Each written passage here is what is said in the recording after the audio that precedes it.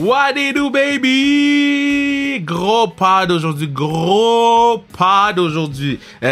Bon, je vais parler de la personne qui vient sur le pod dans pas long, mais avant toute chose, je veux vous dire merci de suivre le podcast sans restriction sur Instagram. Merci de nous donner 5 étoiles sur Apple Podcasts. De nous laisser des commentaires, c'est très important parce que ça fait en sorte que on monte dans les palmarès, on monte dans l'algorithme. Chaque podcast, si tu veux, tu peux mettre 5 étoiles ou laisser des commentaires. Puis sur Spotify, n'hésitez pas à partager aux gens parce que bon, là, on a atteint les 5000 followers sur Instagram. Bruno, t'as-tu une affaire d'applaudissements? Ok, 3, 2, 1, applaudissements. Yeah, je suis sûr que c'est nice. Je l'entends pas, mais c'est sûr que c'est nice. Mais bravo à notre partenaire du pod, Bruno Mercure, Mathieu Brutus qui fait la musique. Puis bon, vous allez dire peut-être c'est rien, mais c'est énorme parce qu'on est petite équipe. On est deux, Bruno puis moi, à faire ce podcast-là. Fait que on réussit à accomplir beaucoup de choses à deux. Puis je suis vraiment content.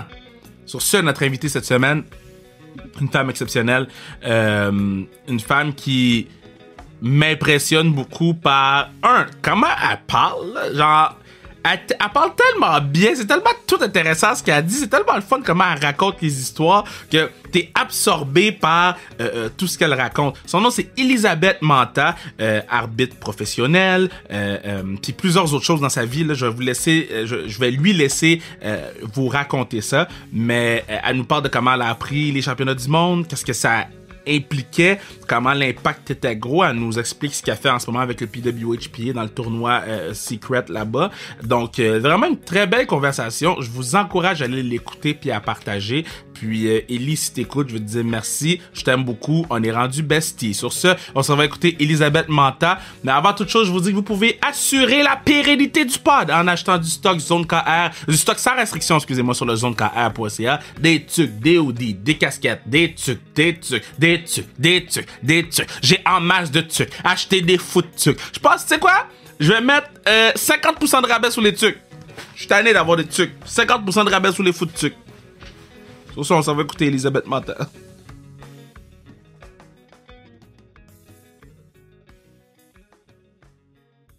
Yeah! Extrêmement content de l'avoir sur le pod. On a réussi à matcher nos horaires pour que ça fit. Bon, il a fallu que tu sois en quarantaine dans une hôtel pour pouvoir qu'on matche nos horaires. Mais Elisabeth Manta, arbitre, et yo, j'ai découvert ça en faisant mes recherches parce que les gens que j'aime beaucoup, je fais des recherches. Dis-toi, je t'aime beaucoup. En faisant mes recherches, j'ai découvert que t'étais une estie de bonne joueuse de hockey. What the fuck? Un, comment tu vas? Puis deux, ça sort de où, là? C'est dans vos veines à vous autres, les Manta, là? Ouais, ben oui, ça va super bien. Puis, ben oui, effectivement, c'est une affaire de famille.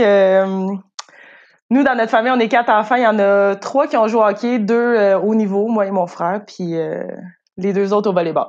Les 2 autres sont poches. Ben... J'aime que t'as même pas dit non.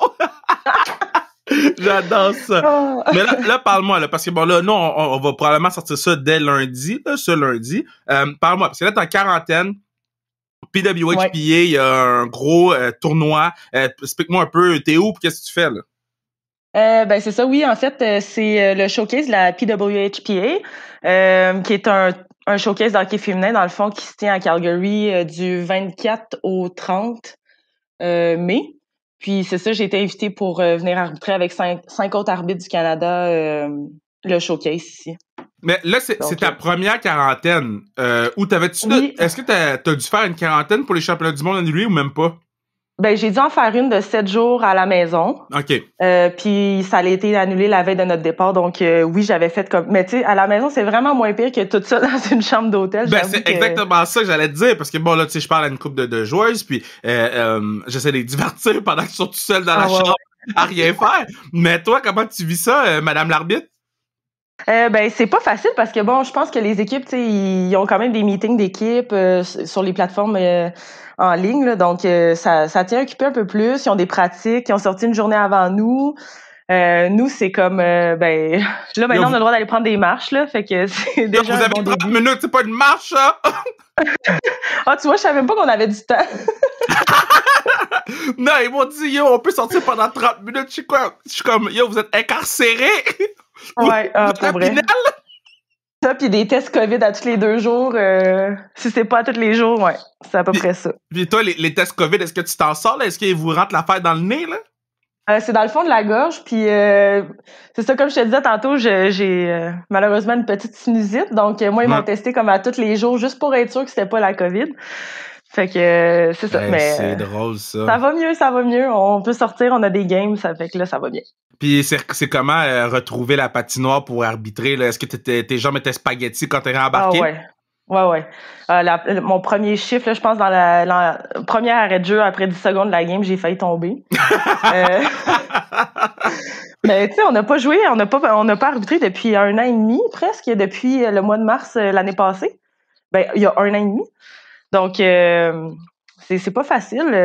Mais là, ça va mieux. Le souffle, il reprend un peu. Les jambes, ça va bien. Donc, est-ce que ta voix était rauque là, quand t'as appelé la première pénalité? T'as fait... Est-ce que tu te rappelles, c'est quoi ton premier call? Oh boy, non, même pas. Je m'en souviens même pas. Ah, zut. Non. C'est probablement Ice Sticking Jill Saulnier. Non. Je m'en souviens même pas. Non, c'est pas grave. Bonne question. Pas important. Donc, c'est comment? Parce que bon, là, je sais que c'est un tournoi, mais tu sais, toutes les filles se connaissent, c'est super. Mais j'écoutais quelques parties de game, puis ça a l'air quand même intense. Comment vous gérez cette situation-là? Parce que c'est pas Canada-US, mais ces filles-là, ils ont pas joué un contre l'autre depuis un bout, là. Ben, je te dirais que moi, j'arrivais ici avec l'impression que ça allait être vraiment amical, justement, parce qu'il n'y avait pas les États-Unis qui étaient en jeu. C'est des filles qui se connaissent sur les équipes canadiennes. C'est des filles qui jouent contre tout le temps ou qui ont déjà joué ensemble plusieurs fois. Donc, moi, j'arrivais comme avec un mindset que ça va être du high competition parce que, bon, ils s'enlignent pour les championnats du monde, mais ça va être quand même amical, tu sais. Puis, surprise, moi, première game, ça a super bien été. Deuxième game, ouf! J'ai jamais autant de calés de punition là, dans une game. Ça s'aimait pas, puis ça se poussait après les arrêts de jeu, puis non, je trouvais que... T'étais pas prête à ça, hein? T'étais comme moi, je m'en viens de chiller à Calgary. Oh, damn! C'est à peu près ça, mais ouais, on n'avait pas le choix. C'est la vie, mais ouais, comme je peux pas croire que ces filles-là, ils jouent ensemble sur des équipes canadiennes, puis qui sont capables d'être compétitifs comme ça entre eux. Là. Ouais. Ah, ça, je suis d'accord avec toi. Des fois, je regarde les filles, puis je suis comme, yo, je vous ai vu sur votre TikTok ensemble il y a 1 mois. Là. Ouais, vous donnez des coups de poing comme si vous alliez gagner une coupe. Mais, OK, so là, toi, t'es là-bas, là, t'as du fun.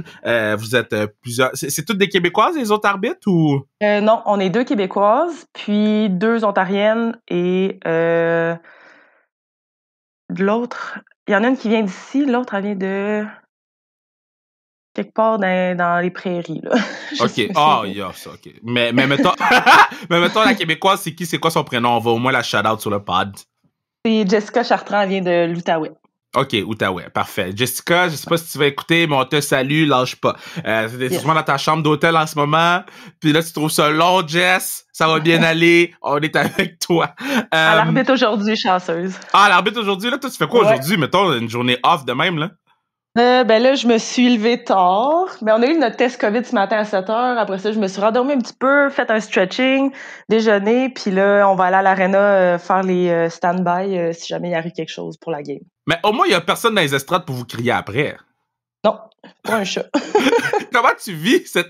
Moi, là, j'ai tout le temps dit la job des arbitres. J'avais mis un sur sa restriction, notre Instagram. Je vais essayer de retrouver le score final. Mais j'avais mis un sondage comme quoi, est-ce qu'on est trop dur avec les arbitres ou pas, tu sais? Puis, en tout cas, quand j'avais voté, c'était vraiment one-sided. Là. Toi, comment tu vis la situation que les gens te disrespectent comme ça pour aucune bonne raison valable? Ben, au début, je prenais ça un peu plus difficile. Maintenant, c'est...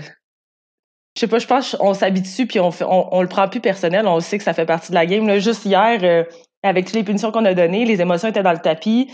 Ben, on est sorti de notre chambre après la game puis il y a une joueuse qui s'est excusée parce qu'elle avait été émotive justement sur un call qu'on lui avait donné. Mais on le sait que c'est pas, ça fait partie de la game. On s'entend qu'au hockey, c'est un peu plus intense envers les arbitres que dans d'autres sports où c'est zéro accepté.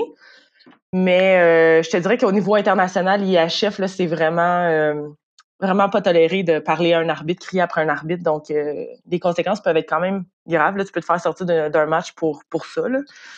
Ils se gênent pas de le faire. Donc, Non, mais parce que j'écoute la NBA, là. J'écoute la NBA, ouais. puis tu souffles sur l'arbitre, il te donne un technical foul. C'est comme, bruh. Fait, mettons, est-ce que tu voudrais pouvoir avoir ce leeway-là au hockey ou le hockey, c'est trop primitif pour se rendre jusqu'à là-bas, là? Je pense qu'il y aurait peut-être un juste milieu, mais je trouve que c'est déjà mieux qu'avant. Avant, c'était comment? Je sais pas si c'est moi qui étais trop fragile ou dans mes débuts, parce que là, ça fait une bonne dizaine d'années que j'arbitre. Mais tu sais, je sais que j'entends des histoires aussi de mes collègues qui ont arbitré avant moi, puis que c'était une femme, mettons, dans le milieu des hommes là, en arbitrage, c'était pas très bien vu, puis elle se le faisait dire. Mais mettons, c'était pas très bien vu, ça le faisait dire comment par les joueurs, les autres arbitres, les fans. Par les coachs, retourne à tes chaudrons. Par les joueurs, qu'est-ce que tu fais ici, t'as pas ta place ici. Toutes des choses comme ça. Ouais. Fait que ça a vraiment évolué, là. Tu sais, je peux pas chialer là-dessus, là. C'est vraiment moins pire qu'avant. Yo. Ouais. OK. Est-ce que tu leur dis, yo, moi, quand je jouais Carabin, moi, quand je jouais... Non, j'étais pas mieux. J'étais pas mieux. Ah, c'est une très bonne question, ça, toi. Est-ce que tu regrettes certaines choses que tu as dit aux arbitres maintenant que t'es arbitre? En fait, j'arbitrais dans le temps, quand je jouais pour les Carabins, donc ils me connaissaient. Donc, je faisais attention à ce que je disais, mais je me fâchais des fois. OK, je l'ai ici. Est-ce qu'on est trop dur avec les arbitres? 74%. Tu penses que c'est oui ou non?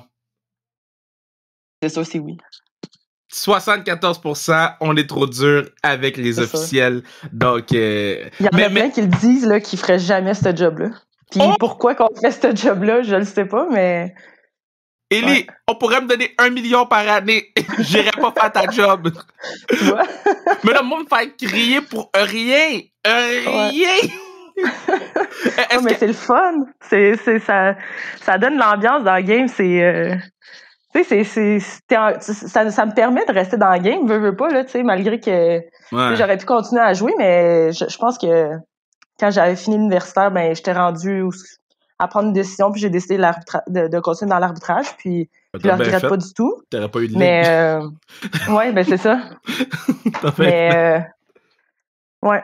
Mais, tu sais, ça me permet de rester dans la compétition, puis de vous faire des voyages, puis des tournois, puis être payé pour faire ce que j'aime. T'es quand même une des meilleures arbitres, pas juste au Québec, mais on parle au Canada puis même au monde. Là. Tu fais les championnats du monde, tous ces trucs-là. Mais avant de parler de ça, est-ce que... Parce que moi, quand je coach avec les boys, quand je coach Collège Laval, je suis dans le Collège Laval, c'est tout le temps pour moi important de dire, quand tu parles à l'arbitre, c'est monsieur l'arbitre ou madame l'arbitre. Pour moi, l'arbitre, là, c'est comme le juge, OK? Quand tu t'en vas voir le juge à la cour, là, tu peux pas dire au juge yo, tu dis monsieur le juge. Est-ce que pour toi, en tant qu'arbitre, tu reçois cette forme de respect-là souvent ou c'est vagabond un peu? C'est pas si pire. Je te dirais que dans le hockey de compétition, c'est plus présent là, la notion de respect parce que bon, justement, comme tu dis, quand c'est associé aux écoles, souvent les coachs sont instruits, ils ont une formation, ils savent qu'est-ce qu'ils font. C'est pas nécessairement des parents qui ont les émotions qui entrent en ligne de compte. Donc oui, normalement ça va bien de ce côté-là. Puis moi, on peut venir me parler. Tant que c'est respectueux, je vais venir te parler puis je vais t'expliquer qu'est-ce que j'ai vu pour faire le call ou pas, tu sais. C'est quoi le truc le plus fucked up qu'on t'a dit? Oh. Je sais pas, j'essaie d'éliminer ça de ma tête. Mais y a pas un affaire fucked up t'as fait « Damn! » Ça, c'est un être humain, un autre être humain, là. Je pense que oui, là, parce que comme tu dis, ça fait partie de la culture du hockey d'être très émotif et de dire des choses. Je pense que les pires choses sont dites un peu par les parents là, dans les estrades parce 100%. que bon, eux sont comme pas nécessairement impliqués de proche dans le match. Puis ouais, je pense que les pires choses, c'est les parents. C'est dans le hockey mineur. Ouais, je l'ai expliqué là, sur notre podcast sur le racisme, podcast 29. Si vous voulez, ceux qui écoutent le parle en ce moment, retournez écouter le podcast 29. Une très belle conversation entre 6 personnes de milieux différents. Et moi, j'ai dit, la première fois qu'on m'a dit N-word, c'est des parents des estrades. J'étais comme, c'est quoi qui se passe? Puis oui, B! Ouais, c'est ça. Il y a pas de coupe à gagner, là, tu sais. Ah, en tout cas. C'est les pires, c'est ça le pire. C'est quand... À quel moment d'une game, là, c'est tough faire un call? Parce que, tu sais, on a tout le temps la comment je peux dire? La rumeur ou whatever que, yo, c'est la prolongation, on cache les sifflets, là. Y a-tu un moment dans une game que t'es comme, yo, mets pas ton bâton là, parce que je veux pas avoir à lever mon bras, là. Ben, c'est sûr que c'est plus difficile, sauf que, en fait, ce qu'on cherche réellement, c'est le call qui a un impact réel sur le match, sur par exemple, une chance de scorer ou empêcher quelqu'un de pouvoir scorer ou de partir en échappée, par exemple. C'est vraiment comme... Faut que ça soit comme un peu plus grave, ça, c'est vrai. Mm-hmm. Mais c'est pas plus difficile, c'est juste qu'on va vraiment être sûr à 100% avant de lever notre bras, mettons. Est-ce que, mettons, quand t'es arbitre, là, t'es consciente que, yo, il y a 5 pénalités d'un bord puis 1 de l'autre? Est-ce que c'est quelque chose que vous savez, que vous calculez, ou yo, moi j'arbitre puis c'est tout, là, j'ai pas besoin de faire des calculs 4-16, là? Il y en a qui le calculent, moi, plus ou moins. Tu le sais à peu près là, quand une équipe est plus punie que l'autre. Mm-hmm. Mais je vais pas essayer d'équilibrer pour équilibrer, non. J'aime tellement ça de parler en ce moment, là. Tu viens de faire ma journée. J'avais une grosse journée, là. Grosse journée, là. Puis là, quand t'as dit que t'avais le temps, là, je suis comme, ah, là, t'as fait ma journée. Bon. OK. So là, toi, tu décides d'être arbitre, mais tu fais pas juste ça de ta vie, là. C'est quoi une semaine typique dans la semaine de Elisabeth Manta? Bonne question. Non, je fais pas juste ça de ma vie, non. C'est un à côté, là. C'est vivre ma passion on the side de ma job. Pour mon travail, en fait, je travaille au 9-1 à Montréal. J'ai travaillé là, ça fait... en fait, depuis 2017 que je travaille là. Là, maintenant, je suis rendue dans un poste de superviseur, donc ça me permet un peu de faire du télétravail, de pouvoir un peu me concentrer aussi sur mon entraînement, tout ça. Donc, les quarts sont de 12 heures par jour. Donc, ça me donne des journées off un peu plus souvent, disons, pour m'entraîner à la maison, parce que là, les gyms sont fermés. Ouais. Je m'entraîne 4 à 5 fois semaine. Oh, quand même! Ouais, ben, je te dirais que quand on arbitre, ça paraît pas, mais on est 60 minutes à la glace, donc nous, on peut pas aller changer au banc quand on est fatigué. C'est vrai, c'est vrai. Donc, faut qu'on s'entraîne comme plus en endurance puis en explosivité, parce que faut être capable de réagir rapidement au jeu, là, dans les coins ou partir pour bien suivre le jeu. Là. Quand tu veux de l'eau, tu vas où? T'as ta propre bouteille d'eau? Tu vas au bas d'une équipe et tu dis j'ai besoin d'eau? À la fin de la période, dans la chambre. So, pendant 20 minutes, pas d'eau, vous patinez constamment? Ouais. Puis nous, on est là, je dois pas dire nous, parce que moi, les arbitres, je respecte. Les gens sont là à vous disrespect quand vous pouvez même pas boire de l'eau. Non, mais c'est full important, là. Vous êtes là à patiner 60 minutes. Vous avez même pas de break pour boire de l'eau. Ouais. Et puis les gens sont dans les estrades, puis hey, les zébrés! Hey! Ouais. Y a-tu... attends, je vais revenir au 9-1 parce que je trouve ça important. Parce que là, dans le fond, 9-1, là, c'est... Moi, j'appelle le 9-1 puis je te parle. Avant que je devienne superviseur, oui. OK. Je faisais ça. So, prends le truc le plus fucked up que t'as entendu dans ta carrière d'arbitre, puis prends le truc le plus fucked up que t'as entendu dans ta carrière de 9-1. Qui gagne? 9-1. Ah ouais, hein? Ben, c'est plus... c'est parce que tu sais qu'il y a des vies en danger, des vies réelles en danger, où c'est comme plus... Ça vient un peu plus te chercher, disons que... Mais ça relativise beaucoup les choses, justement, quand on arbitre. Hein, c'est comme, bon, OK. C'est juste un 2 minutes. mais puis ceux qui, tu sais, là, tantôt j'ai dit je ferais pas ta job d'arbitre, la job de 9-1, ces gens-là, je les trouve, ils sauvent des vies à chaque, tu sais, comme ils sont au téléphone, puis ils sauvent des vies. Pis ça c'est pré-Covid là. Ils trouvent des façons d'aider les gens.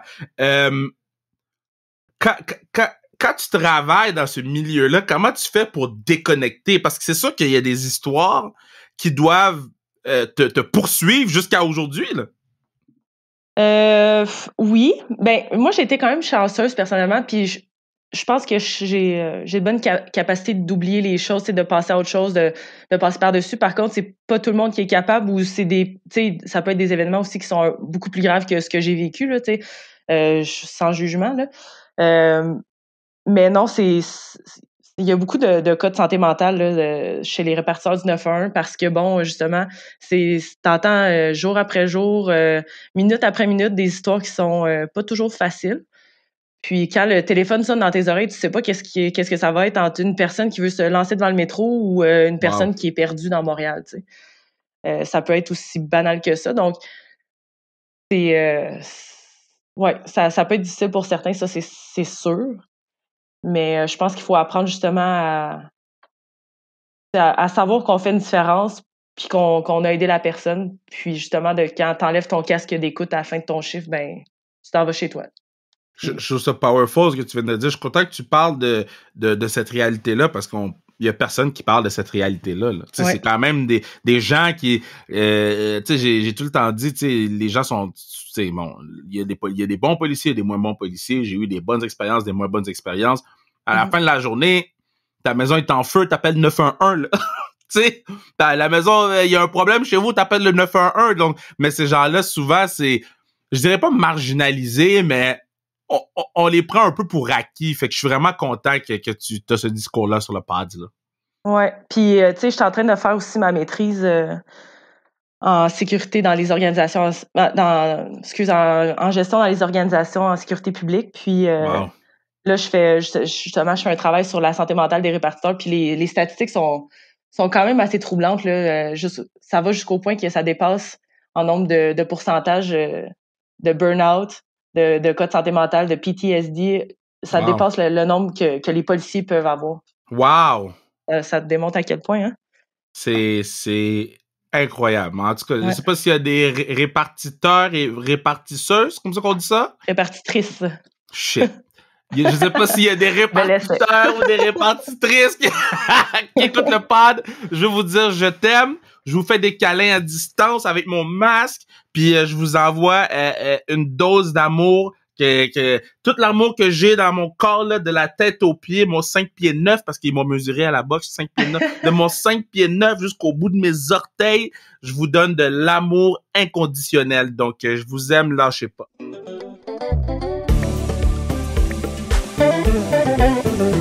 Yeah, c'est à ce moment-ci que je vous dis que vous pourriez assurer la pérennité du podcast en achetant du stock sans restriction sur le zonekr.ca. Sur ce, on retourne écouter ma girl, Elisabeth Manta, baby! Bon, là, quand ils t'ont appelé, là, puis on dit, tu vois, ta quarantaine de 7 jours, tu l'as fait pour rien. Ouais. Parle-moi de ce moment-là, là. Ben, j'étais très déçue, très... C'était comme de l'incompréhension parce que, bon, on avait comme toutes pris les précautions. Tout le monde avait fait 3 tests COVID avant de partir. Tout le monde avait fait leur quarantaine de 7 jours. Allait refaire une quarantaine de 7 jours en arrivant à l'hôtel, toute seule, avec un bracelet après le poignet. Ouais. Parce qu'on n'avait pas le droit de sortir de l'hôtel. Tu sais, je veux dire, tout était organisé. Puis, veux pas, on s'entend. Tout le monde a dû prendre des vacances de leur travail parce qu'il y a personne là-dedans qui peut vivre de ce qu'ils font. Amen. Donc, tout le monde a booké leurs vacances, tout le monde s'est organisé, tout le monde a pris les précautions, tout le monde s'est... Tu sais, je veux dire, il a fait beau cette semaine-là, là, puis j'avais pas le droit de sortir de chez nous, là. Je m'entraînais dehors dans ma cour. Fait que, tu sais, c'est juste pour dire, tout le monde a fait des sacrifices, puis il y a personne qui a pu bénéficier de ça.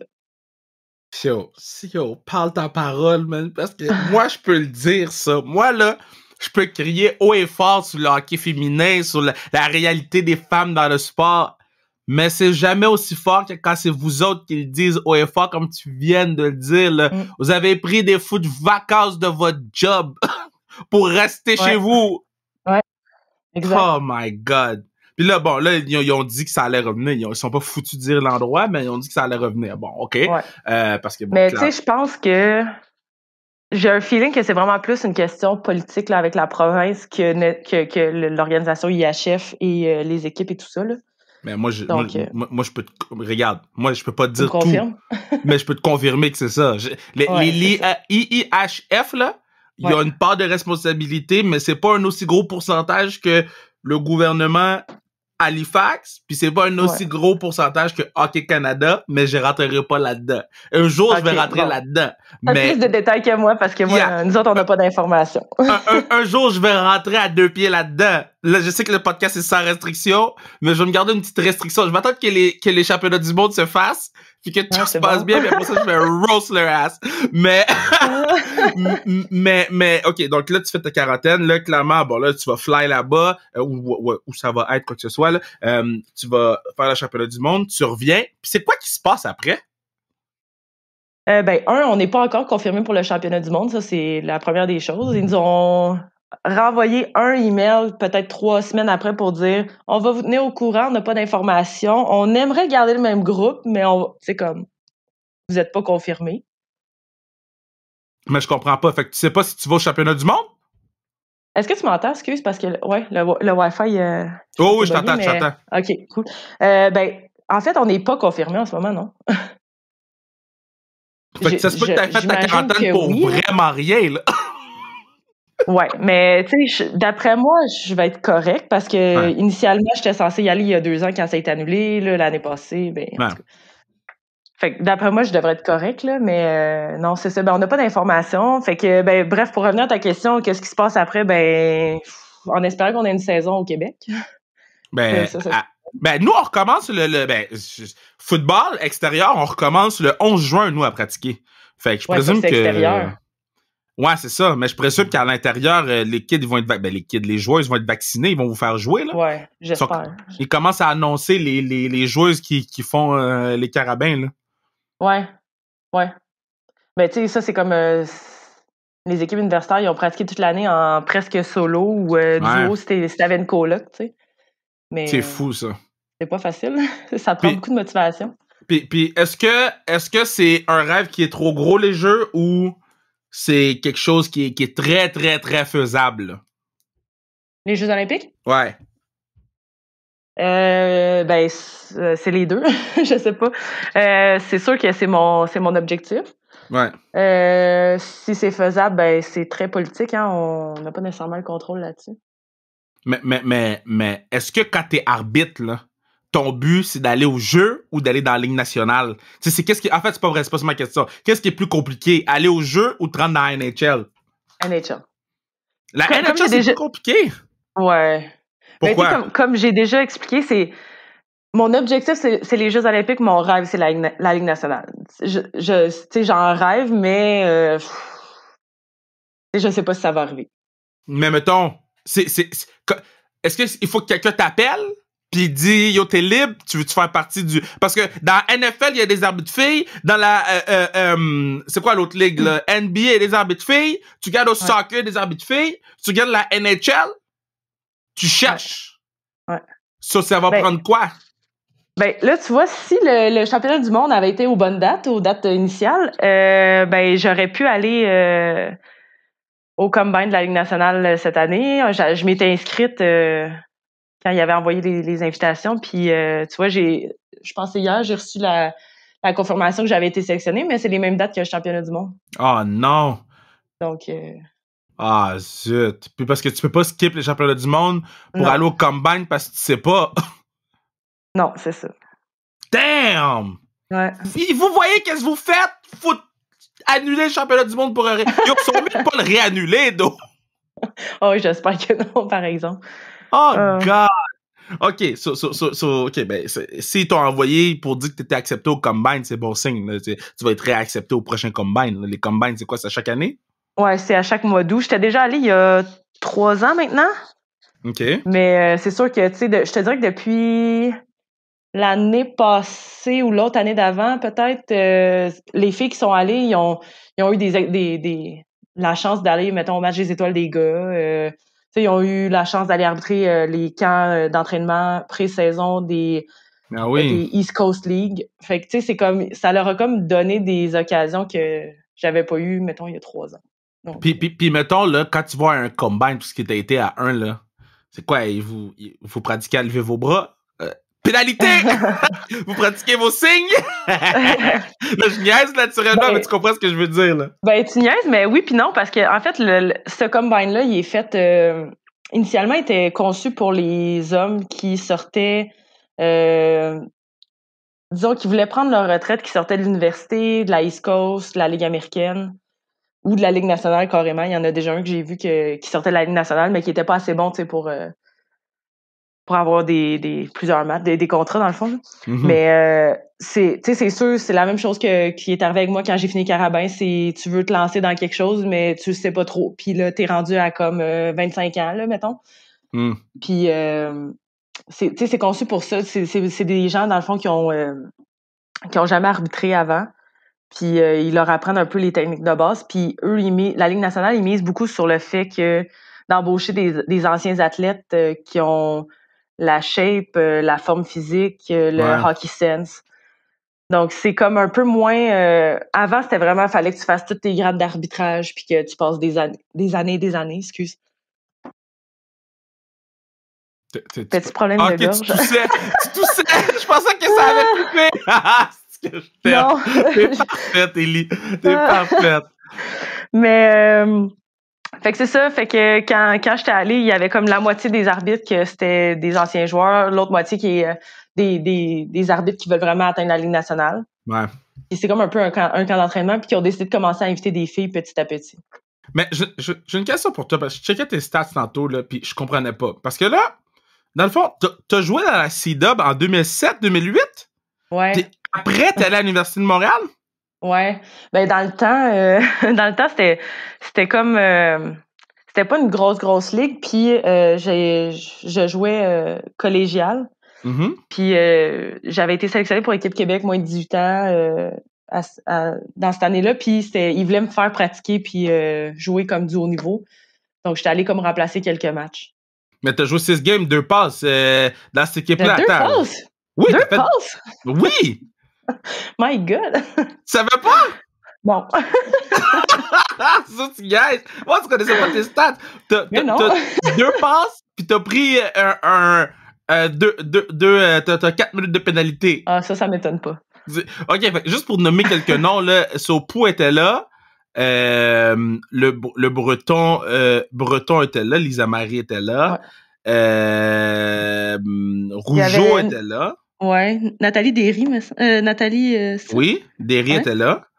Là, je me souviens jouer avec, là, elle était vraiment bonne pour accueillir le monde, là, tu sais. Elle était super fine. Des défenseuses aussi, là. On dit-tu défenseur ou défenseuse? Je pense que c'est défenseur avec un E à la fin. OK, défenseur. Je pense. Camille Dumais, qu'on salue, parce que c'est sûr qu'il y a Bro, qui écoute le podcast aussi. Tu sais, mettons, tu rentres dans la chambre, là, t'as 18 ans, là, pis Pou est là, Phenom est là. 43 points en 16 games. Phenom est là. Est-ce que c'est intimidant un peu? Ben, c'est sûr que oui, là, sauf que, tu sais, c'est... Pou, j'avais joué avec l'équipe moins de 18 ans, puis je me souviens, tu sais, j'avais pas beaucoup joué à ce tournoi-là. J'étais probablement la 6e def, tu sais. Ouais. Puis j'avais comme joué un chiffre à un moment donné dans une game parce que j'avais pas beaucoup joué, justement.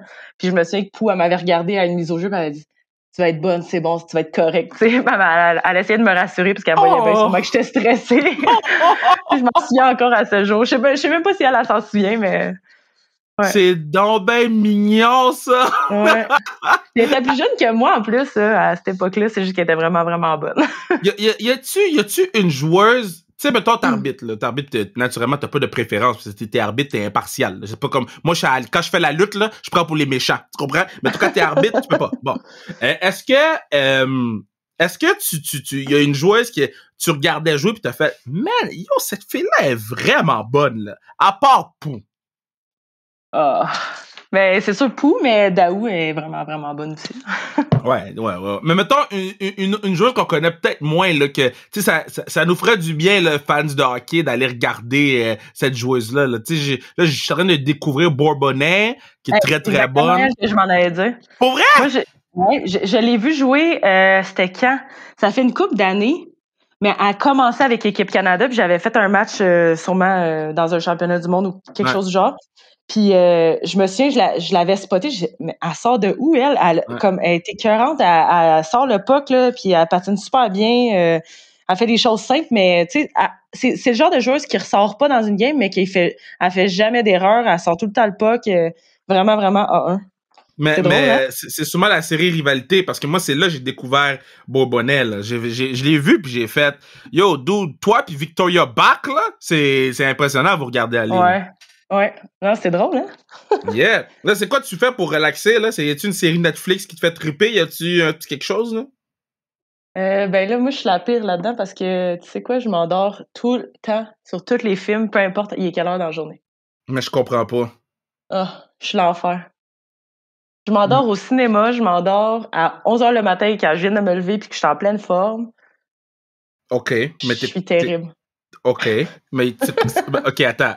Parce que là, habituellement, je demande c'est quoi ton film préféré, ton film fétiche ou whatever, mais là, toi, c'est encore plus important.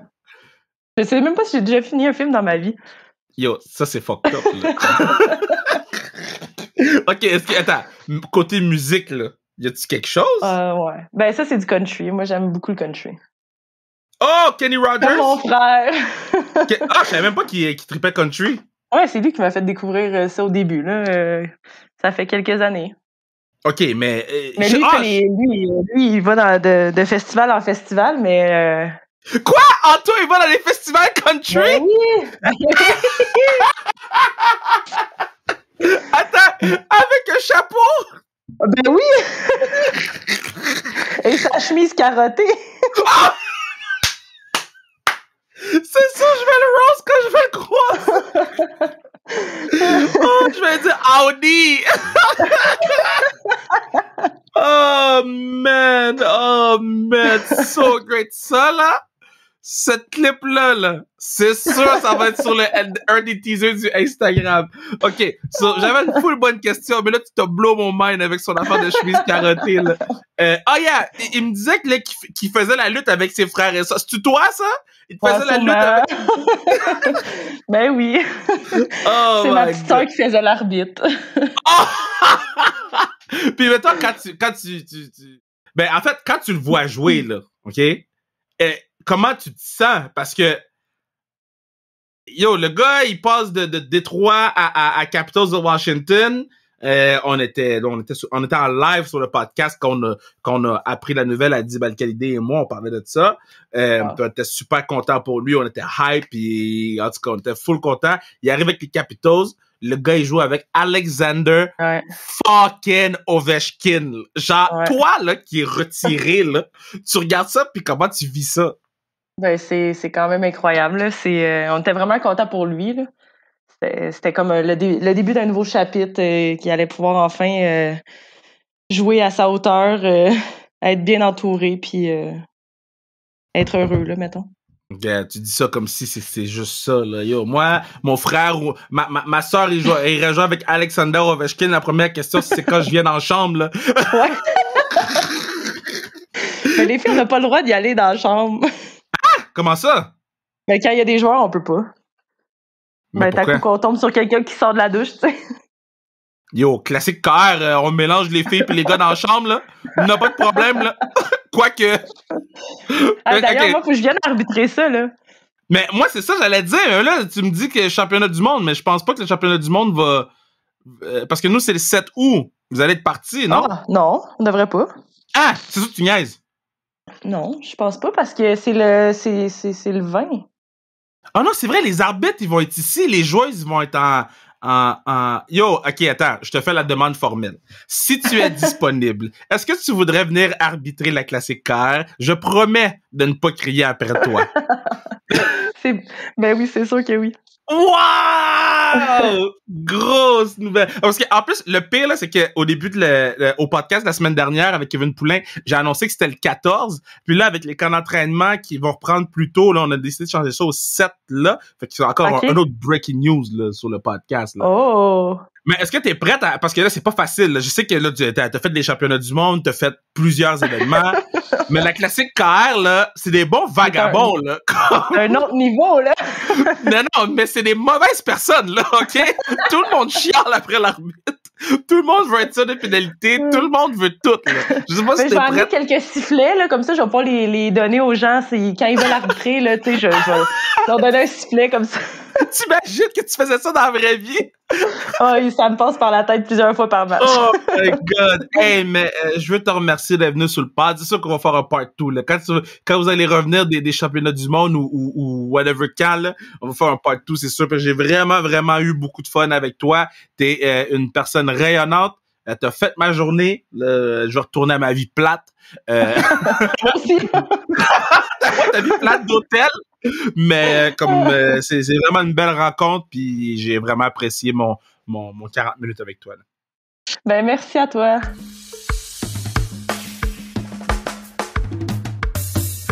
Yeah, gros pad avec Ellie, je l'aime beaucoup, une femme exceptionnelle. J'y souhaite tellement d'atteindre ses objectifs des Olympiques, d'atteindre ses objectifs de la Ligue nationale. J'aime l'ouverture qu'elle a eue en nous parlant. Puis, tu sais, c'est des histoires d'horreur que les arbitres vivent, mais elle nous montre aussi qu'il y a un côté le fun à être arbitre, puis qu'il y a de l'avenir là-dedans, puis que c'est pas tout noir. Il y a de la lumière, puis une de ces lumières-là, c'est Elisabeth Manta. Donc, by the way, l'affaire que le petit patinet, il tripe sur le country, là. Je sais pas si Ellie écoute à ce moment-là, mais elle sait pas à quel point je vais roast Otto. Le gars écoute le country for real. Oh, mais c'est pas qu'il écoute le country, parce que moi, j'écoute le country aussi, mais je vais pas aller faire la tournée des festivals country. Je vais aller roast mon patinet. Si vous écoutez du country, écrivez-moi pour me dire yo Kev, t'es whack. Oh, il est pas tout seul à tripper country. Je trippe country. Kenny Rogers, ma dude, mais en tout cas. Merci à Bruno, partenaire du pod. Merci à Mathieu Brutus pour la musique. Sur ce, bye. You got to know when to hold them. Know when to fold them. Know when to walk away. Know when to run. You never count your money. When you're sitting at the table, there'll be time enough for counting when the deal is done.